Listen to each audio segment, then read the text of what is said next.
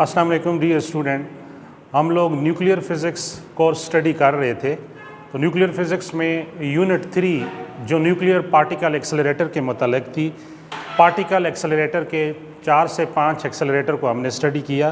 तो आज के लेक्चर में इन एक्सेलरेटर के अंदर जो वेरियस प्रॉब्लम्स हैं, न्यूमेरिकल सॉल्यूशन, प्रॉब्लम की स्टेटमेंट गिवन है, इन स्टेटमेंट को देख के प्रॉब्लम को कैसे सॉल्व किया जाता है। अगर आप प्रॉब्लम के सॉल्यूशन को अच्छे तरीके से अंडरस्टैंड कर लेते हैं तो इससे जो टॉपिक होगा, जो थ्योरी का टॉपिक है, जो एक्सेलरेटर है, उसकी अंडरस्टैंडिंग में बहुत मदद मिलेगी। सही मानों में उसका कॉन्सेप्ट क्लियर होगा। तो बहुत ज़बरदस्त किस्म के ये प्रॉब्लम है, सॉल्व्ड एग्जांपल हैं जिनका सॉल्यूशन हम लोग करते हैं। 4-5 मैंने किए हैं। फर्स्ट वन की तरफ आते हैं। फर्स्ट प्रॉब्लम ये है, it is required to accelerate proton of rest mass 1.67 10 power minus 27 kg to velocity of 96% velocity of light. Calculate accelerating potential which must be provided to electric field of accelerator to import this velocity. यानी statement ये है कि हमारे पास जो accelerating particle है वो proton है, और प्रोटॉन का स्टेटस ये है कि मास उसका गिवन है 1.67 10 पर माइनस 27 kg, और चार्ज आप जानते हैं कि प्रोटॉन का क्या है। इसको एक एक्सेलरेटर में एक्सेलरेट किया जाता है। तो हम जानते हैं कि जब किसी पार्टिकल एक्सेलरेटर में इलेक्ट्रिकली चार्ज पार्टिकल को एक्सेलरेट किया जाता है, उसकी स्पीड और काइनेटिक एनर्जी इंक्रीज होती है। तो प्रोटॉन की स्पीड बढ़ते बढ़ते 96% स्पीड ऑफ लाइट को पहुंच जाती है, रीच कर जाती है। तो इस स्पीड को जब प्रोटॉन गेन कर लेता है तो वो काइनेटिक एनर्जी कितनी इंपोर्ट करेगा, काइनेटिक एनर्जी कितनी गेन करेगा, ये हमारी मंजिल है। यानी हमने gain in kinetic energy find करनी है फॉर विच पार्टिकल, प्रोटॉन, किस वक्त, जब उसने 96% स्पीड ऑफ लाइट गेन कर ली पार्टिकुलर एक्सेलरेटर में। तो इस तरह आपका वो एक्सेलरेटर भी अंडरस्टैंड हो जाएगा और ये प्रॉब्लम का सोल्यूशन भी। तो इसमें डेटा जो है गौर से देखें। प्रोटॉन का rest mass m0 1.67 10 power minus 27 kg. Velocity of proton, velocity given to proton 96% speed of light c. तो जितने परसेंट होती है ना, तो आप डेसिमल पॉइंट इसको यानी 100 पे मल्टीप्लाई भी करें और डिवाइड भी करें तो आपको क्या मिल जाएगा 0.96 c। अगर ये होती 90% स्पीड ऑफ लाइट तो 0.9 c, 85% स्पीड ऑफ लाइट 0.85, और अगर 70% तो 0.7। तो ये आसान है इसको समझना। तो अब प्रोटॉन को जब हम एक्सेलरेट करते हैं तो एक्सेलरेट करने के लिए आपको एक्सेलरेटिंग पोटेंशियल चाहिए होता है। तो आपकी रिक्वायर्ड मंजिल जो है वो क्या है, V0, ये फाइंड आउट करना है, where V0 is accelerating potential.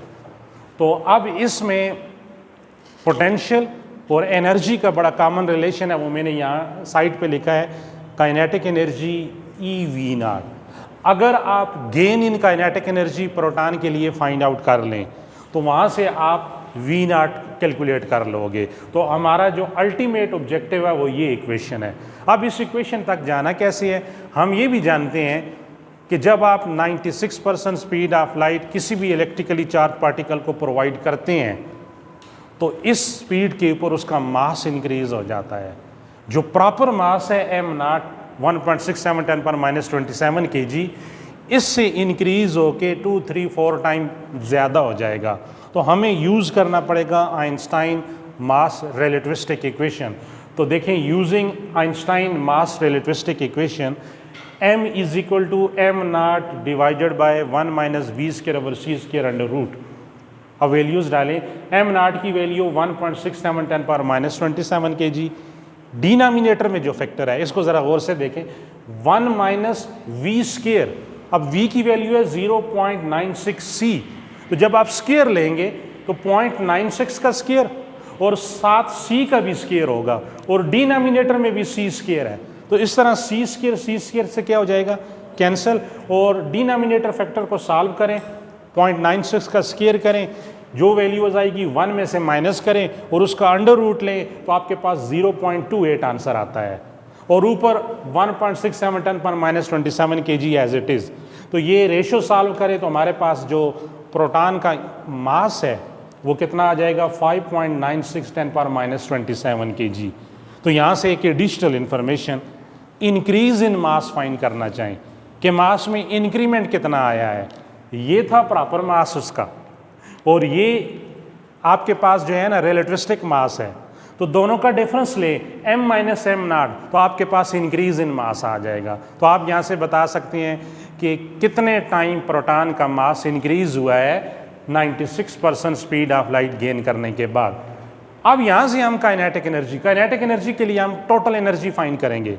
Total energy आपको पता है एलिमेंट्री पार्टिकल के लिए टोटल एनर्जी याद रख लें, हमेशा दो एनर्जी का सम होती है, rest mass energy plus moving kinetic energy. तो total energy for proton rest mass energy plus moving kinetic energy. अब काइनेटिक एनर्जी क्या होगी, ये E0 रेस्ट मास एनर्जी को दूसरी तरफ ले जाएं, total energy minus rest mass energy, difference आ जाएगा ना दोनों का।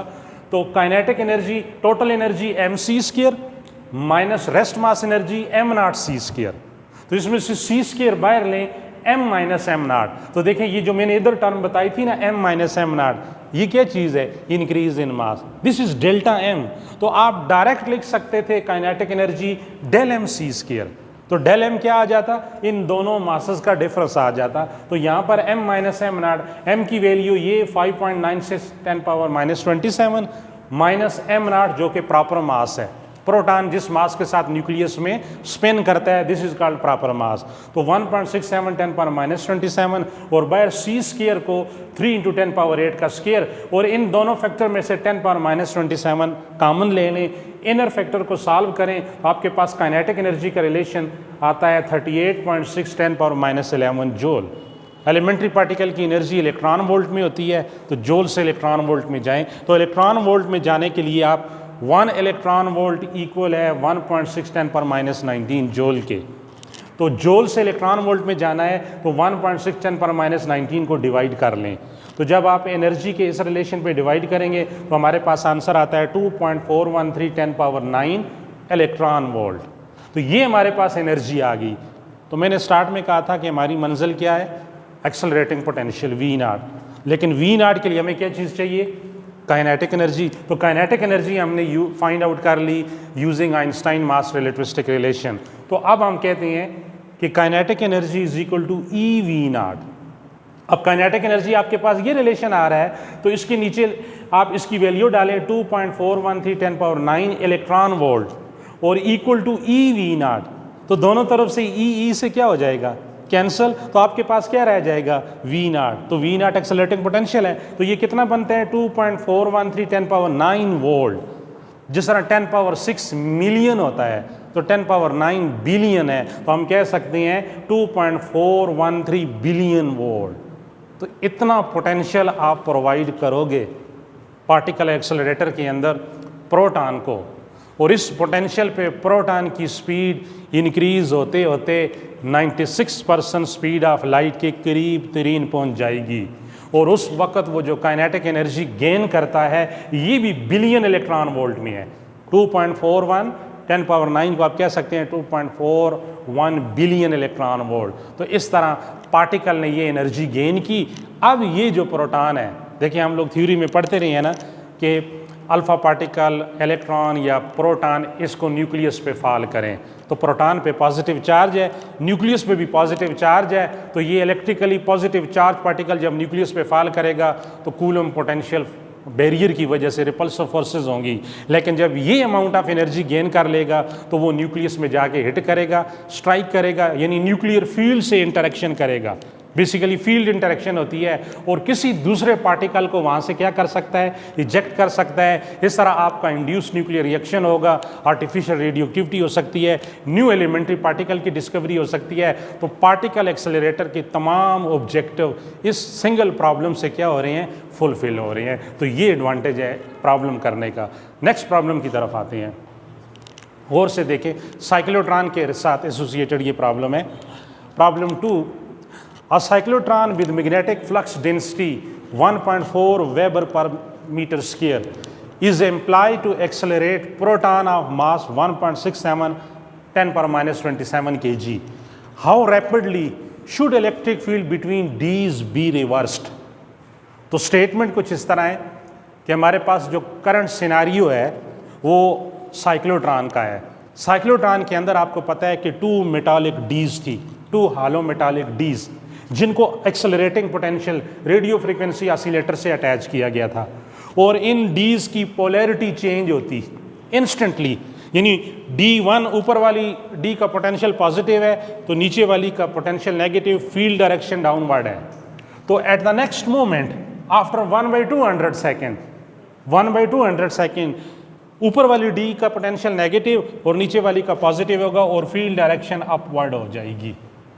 तो इस क्वेश्चन में, इस प्रॉब्लम में वो पूछ ये रहा है कि आपका पार्टिकल कौन सा है? प्रोटॉन।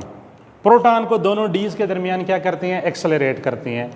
प्रोटॉन का मास हमें इल्म है, चार्ज भी हमें इल्म है, और जो मैग्नेटिक फील्ड अप्लाई की गई है इनटू द बोर्ड या out of the plane of board, उसका मैग्नीट्यूड है 1.4 वेबर पर स्क्वायर मीटर। तो जब डीज के दरमियान ये फील्ड चेंज होती है तो how rapidly should electric field between dees be reverse, कि ये जो फील्ड की डायरेक्शन रैपिडली रिवर्स हो रही है, ये कौन सा फैक्टर फाइंड करना है? फ्रीक्वेंसी। रैपिडली से मुराद ये है, देखिए नंबर ऑफ साइकिल्स पर सेकेंड, कि एक सेकेंड में साइकिल्स किस पोलैरिटी के साथ चेंज हो रहे हैं, तो you have to calculate frequency. तो आपने रेडियो फ्रीक्वेंसी ऑसिलेटर की फ्रीक्वेंसी जो है वो कैलकुलेट करनी है प्रोटॉन के लिए इन साइक्लोट्रॉन, तो डीज के दरमियान, ताकि पार्टिकल एक्सेलरेट करे। तो इसके लिए हम क्या करेंगे? पहले डेटा देखें। मैग्नेटिक फ्लक्स डेंसिटी या मैग्नेटिक फील्ड आप इसे कह सकते हैं, मैग्नेटिक इंडक्शन भी कह सकते हैं, 1.4 वेबर पर square metre. Mass of proton 1.67 10 पर -27 kg। चार्ज ऑफ प्रोटॉन 1.6 10 पर -19 कूलम। फ्रीक्वेंसी फाइंड करनी है। जिन लोगों को डायरेक्ट फ्रीक्वेंसी का रिलेशन इल्म है, ये कौन सी फ्रीक्वेंसी होगी? इसका एक बड़ा प्यारा नाम है cyclotron frequency. Cyclotron frequency associated with cyclotron, ठीक है, साइक्लोट्रॉन के साथ एसोसिएटेड विद प्रोटॉन। प्रोटॉन के लिए QB डिवाइडेड बाई 2πm। अब मैंने कहा है ना, ये रिलेशन समटाइम डायरेक्ट रट्टा लगाना मुश्किल है, तो इसका सोल्यूशन बहुत आसान है, फौरी 2 स्टेप्स से।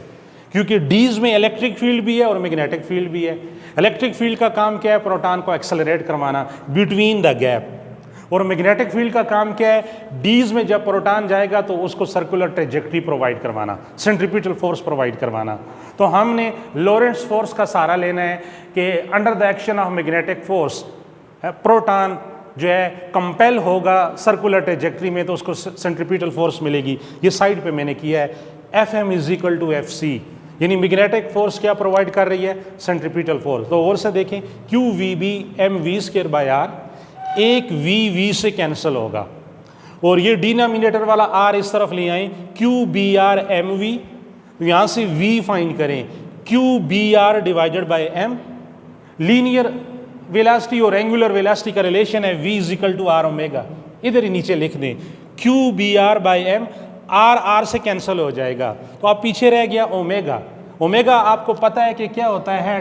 2π divided by t, delta theta by t, rate of change of angular displacement. 1 complete round trip में डेल्टा थीटा क्या है? 2π, और t का रेसिप्रोकल करें तो क्या बनता है? 2πf। तो 2πf QB/m। तो यहाँ से m को क्रॉस मल्टीप्लाई करें, m इधर आएगा, या आप f की वैल्यू निकालें तो 2π नीचे m से डिवाइड हो गया, तो f = QB divided by 2πm। This is called cyclotron frequency. ये जिनको डायरेक्ट रिलेशन याद नहीं है उनके लिए आप फौरी तौर पे ये 2 इक्वेशन आपस में कंपेयर करके साइक्लोट्रॉन फ्रीक्वेंसी का रिलेशन निकाल सकते हैं। तो अब वैल्यूज़ डाल दें।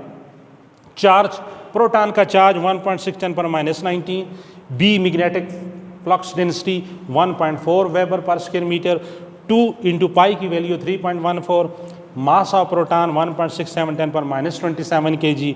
तो इस सारी इक्वेशन को सॉल्व करें तो आप फ्रीक्वेंसी, रेडियो फ्रीक्वेंसी ऑसिलेटर की फ्रीक्वेंसी 2.13 10⁻7 हर्ट्ज। तो अगर 10⁻7 को मैं मिलियन या मेगा की फॉर्म में लेना चाहूँ तो इसको 10⁻6 मल्टीप्लाई बाय 10 कर दें, तो 10 2.1 से मल्टीप्लाई होगा 21.3 10⁻6 हर्ट्ज, तो 21.3 मेगा हर्ट्ज। तो थिंक अबाउट दिस फैक्टर। उसने क्या पूछा था, how rapidly should electric field between dees be reverse, कि डीज के दरमियान ये जो इलेक्ट्रिक फील्ड है ये किस रेट के साथ कितना रैपिडली रिवर्स होगी।